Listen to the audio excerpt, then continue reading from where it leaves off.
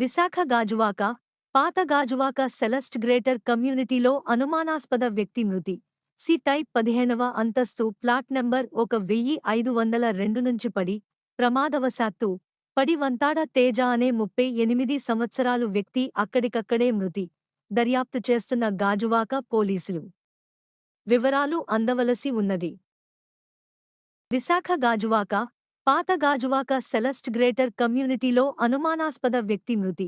C type 15వ అంతస్తు plot number 1502 నుంచి పడి, ప్రమాదవశాత్తు పడి వంతాడ తేజ అనే 38 సంవత్సరాలు వ్యక్తి అక్కడికక్కడే మృతి.